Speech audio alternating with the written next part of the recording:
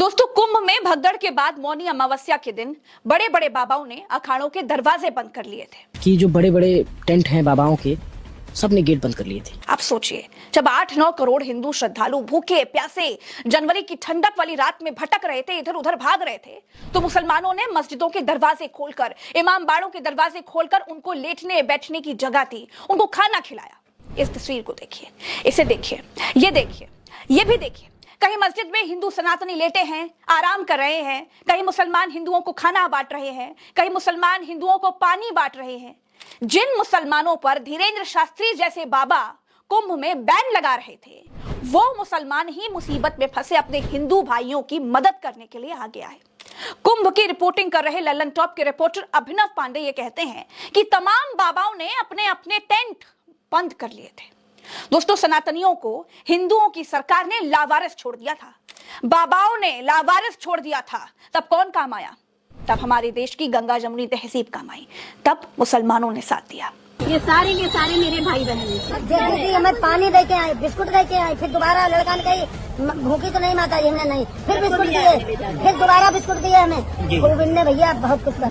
हुआ ये कि कुंभ की भगदड़ से बचकर निकले लोग रेलवे स्टेशन की तरफ घर जाने के लिए भागे भागे दौड़े, लेकिन रेलवे स्टेशन की तरफ जाने वाला रास्ता भी पुलिस ने बंद कर दिया। लोग लावारिसों की तरह भटकने लग गए, उधर उधर भागने लग गए, परेशान हो गए। लेकिन प्रशासन ने जो है रेलवे स्टेशन का रूट बंद कर दिया और वहाँ से हमारा जो रिजर्वेशन था वो गया। तो हम अपनी तरफ से इंसानियत के नाते कुछ न कुछ दे रहे हैं। हालांकि वो चीज जो हम दे रहे हैं वो इनके भूख को और प्यास को नहीं मिटा सकती, फिर भी हमारी एक छोटी सी कोशिश है। प्रयागराज के मुसलमानों ने तब गंगा जमुनी तहजीब की मिसाल पेश करते हुए खुलदाबाद सब्जी मंडी, मस्जिद, बड़ा ताजिया, इमामबाड़ा, हिम्मतगंज दरगाह और चौक मस्जिद में लोगों के ठहरने के लिए व्यवस्था की। इसके अलावा शाहगंज के लोगों ने भी अपने घरों में श्रद्धालुओं को ठहरने के लिए जगह दी, उन्हें सोने की जगह दी, उन्हें चाय नाश्ता करवाया, उन्हें उनके लिए खाना बनवाया, उन्हें खाना खिलाया। जगह जगह भंडारे हुए, हलवा पूरी और सब्जी बनाकर उन लोगों को खिलाई गई। क्या कह रहे थे ये कि मुसलमानों को एंट्री नहीं देंगे, बोल रहे थे ना, कुंभ में मुस्लिम को एंट्री नहीं होनी चाहिए। आज प्रयागराज के मुसलमानों ने क्या किया?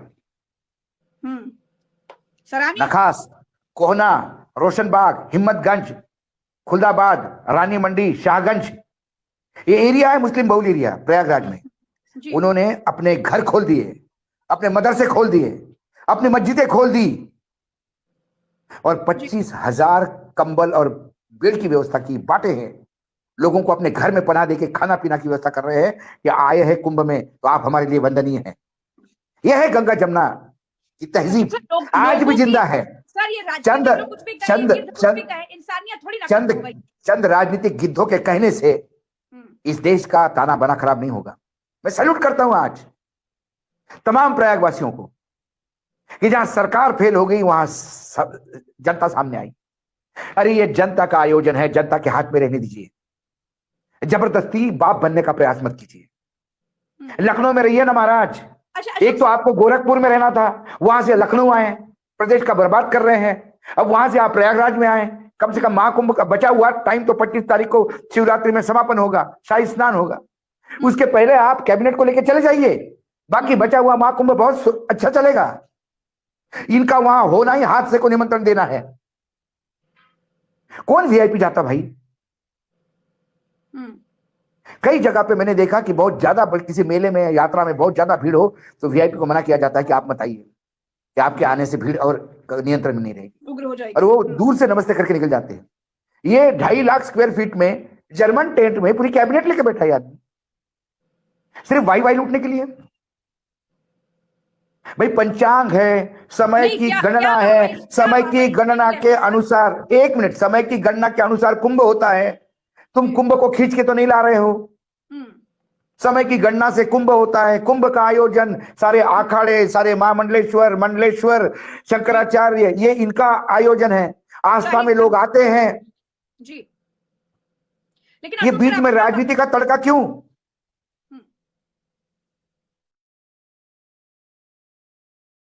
कौन है अधिकारी? कहा कि वाहवाही लूटने के लिए। मैं ये थोड़ा विस्तार से जानना चाहूंगी, किस चीज की वाहवाही लूटने के लिए? क्या योगी आदित्यनाथ इस महाकुंभ के जरिए, इस बड़े प्रोपेगेंडा के जरिए क्या प्रधानमंत्री बनने का सपना देख रहे थे क्या? यकीनन। अभी तो धर्म संसद में उनका नाम भी उछलने वाला था। पूरे देश में मैसेज देना था कि एक हिंदू भगवा पहन के मुख्यमंत्री बना तो देखिए इतने करोड़ लोगों ने स्नान किया। तो अशोक और सर, अब घटना हुई अब हम बड़े गर्व से कह सकते हैं, अब हम बड़े गर्व से कह सकते हैं कि जहां जहां ऐसे भगवा राजनीतिज्ञ होंगे वहां आप जरूर जाइए, आपको मोक्ष देने की भी व्यवस्था उन लोगों ने कर रखी है। अरे कहां जन्म मृत्यु के फेरे में पड़े हैं, मोक्ष मिलेगा सीधा। अशोक सर, और ये दुर्घटना मोक्ष अभी इनको भी दिलवा, ये जो बाबा बागेश्वर वाला है इसको भी मोक्ष देना चाहिए। ये भी तो मोक्ष चाहता है जी। ये तो लोगों को मोक्ष देने की बात करता है, अभी खुद भी मोक्ष पा ले भैया। अशोक सर, दुर्घटना घटी, इतनी विभत्स घटना थी। 2013 में भी महाकुंभ में रेलवे स्टेशन पर इस तरह की भगदड़ हुई थी। आजम खान थे उस वक्त पर मेला प्रभारी, उन्होंने अपने पद से इस्तीफा दे दिया था। इस्तीफा देने की बात आगे रखी थी, हालांकि उनका इस्तीफा माना नहीं था अखिलेश यादव ने, लेकिन वो जिम्मेदारी केंद्र की थी, जबकि वो रेलवे का मिसमैनेजमेंट था। जी जी जी, प्लेटफॉर्म बदला गया था, केंद्र के हाथ में था। वो मेला अधिकार, मतलब मेला क्षेत्र कुछ नहीं कर सकता था उसमें।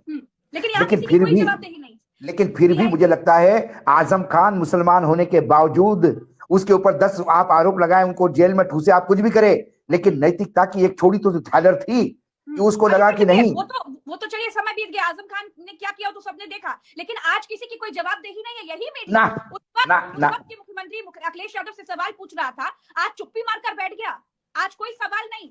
डीआईजी वैभव कृष्ण कहते हैं कि हमें तो झूसी में क्या हुआ उसकी जानकारी नहीं थी, जबकि उनकी महिला सिपाही एक वीडियो में चिल्ला चिल्ला कर ये बात कहती है अशोक सर कि सर जल्दी फोर्स भेजिए, हालत बेकाबू हो रहे हैं। ऐसी बहुत सारी बातें जो मैं आपको वीडियो में नहीं बता सकती। एक वायरल वीडियो में मैंने देखा एक महिला सिपाही किसको सर बोल रही थी अशोक सर, इन्हीं को बोल रही ना होगी। प्रज्ञा जी, पता सबको है, लेकिन चद्दर डालनी है। क्या गोदी मीडिया को पता नहीं था कि क्या हुआ रात को 1:30 बजे? लेकिन गोदी मीडिया की खबर लोगों की मरने की नहीं थी, प्रधानमंत्री ने 4 बार बात की, इसकी खबर थी। दोस्तों आप सोचिए, ऐसे नेता और बाबा क्या करते हैं, हमें आपको बांटने का काम करते हैं, लेकिन मुसीबत में ये नेता और बाबा ही हमें अकेला छोड़कर टेंटों में बैठ जाते हैं। काम कौन आता है इस देश में, इस देश के गंगा जमुनी तहजीब? सोचना आपको है कि आपको किस तरफ रहना है, ऐसे झूठे नेताओं और बाबाओं की तरफ या फिर हमारे देश की एकता की तरफ।